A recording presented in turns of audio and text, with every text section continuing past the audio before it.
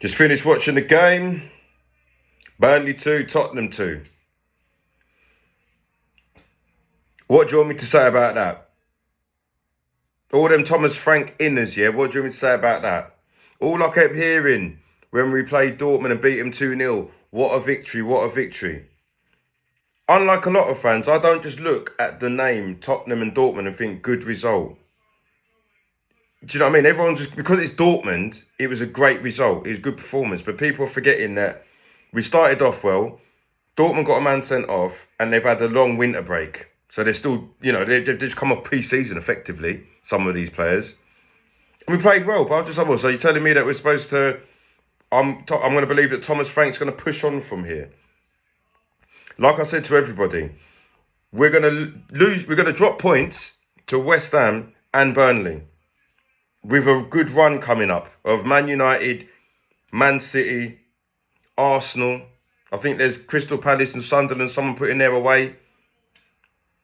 What am I supposed to do with that draw? Thomas Frank in? That's what I'm hearing all of a sudden. I was getting told on, multiple posts, shut up and stop whinging. Shut up and stop whinging. All right, so whoever that was, what are you saying now then?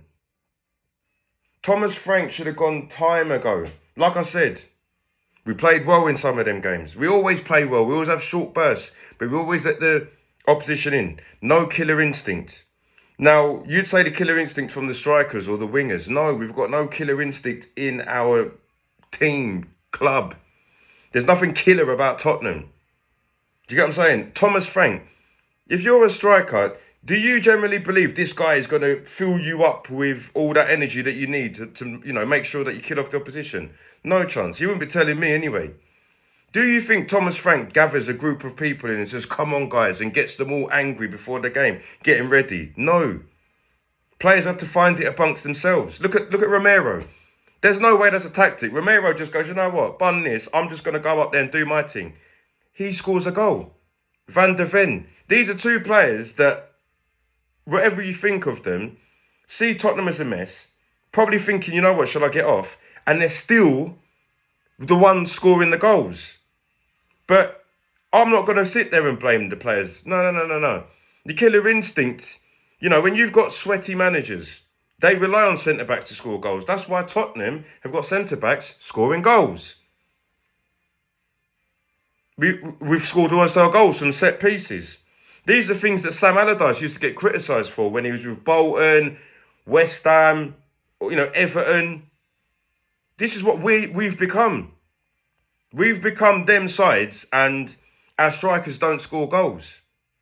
But you can never tell me that comes from just the players. What are I'd love to see what the training sessions are about. Wilderbert's getting on the ball.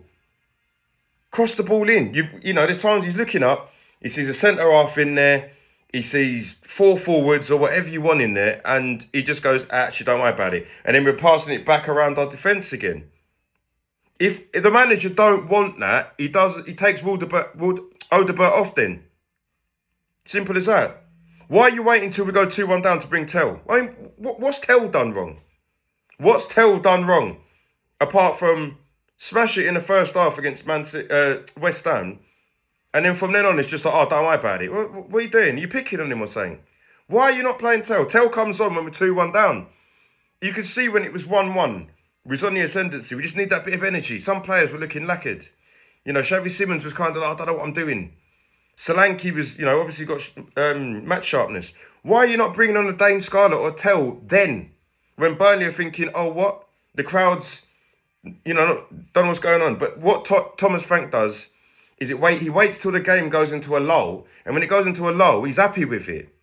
It's like, oh, this is nice. We're not losing and, crowd's gone quiet and we've got the ball. Don't you want to win, mate?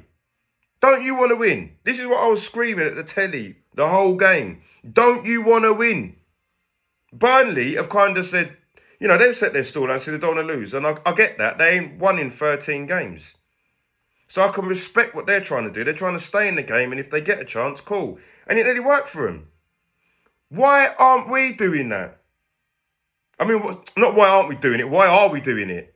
Do you know what I'm saying? We're wondering why we're, sleepwalking into a relegation fight.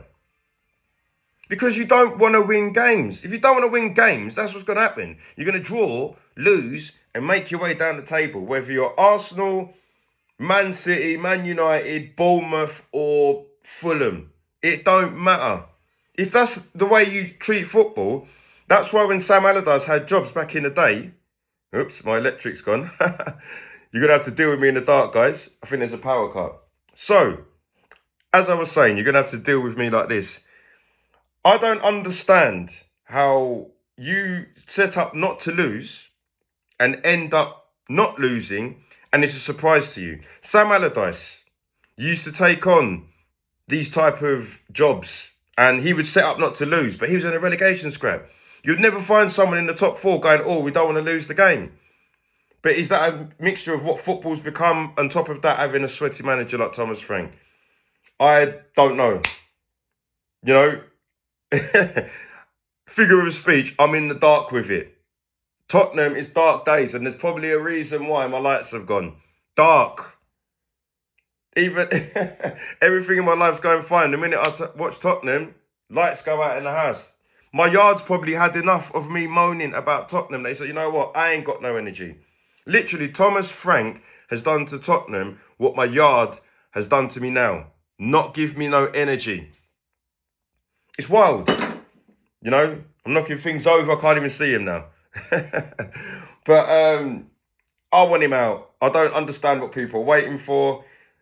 The people that piss me off are the board, because what they've done is, like I said in my video at the beginning of the month, is they're going to just long it out, hope that Thomas Frank can give them enough opportunity not to sack him.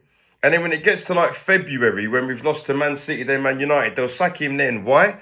Because then they ain't got to spend no money. They'll bring in an interim, they'll give Thomas Frank 10 million or whatever his payoff, and then the board are happy because we bring an interim in. We win a few games. Tottenham fans are like, oh, look, we're back again. And then we finish 9th and get knocked out in the next round of the Champions League. But that'll be all right, though. Saves the owners money. It's all a mess. The owners are too selfish. Thomas Frank is being so cocky in a situation where he shouldn't be. And we've got players that are lethargic, but a lot of that comes from within. A lot of that comes from a manager. I don't want him here anymore. I don't want him anywhere near my club, and I'm just going to keep going on about it till it happens, speak it into existence, because it doesn't make sense to me how we've still got this manager. What are we trying to achieve? This is what I always say, and I did a video on it again, so if you ain't seen it, go and look at it. What is the point of Tottenham? They've got as much energy as my yard right now. Jacob on the one up top. Like, share, subscribe, comment, do all of that. Love. Have a blessed weekend, guys.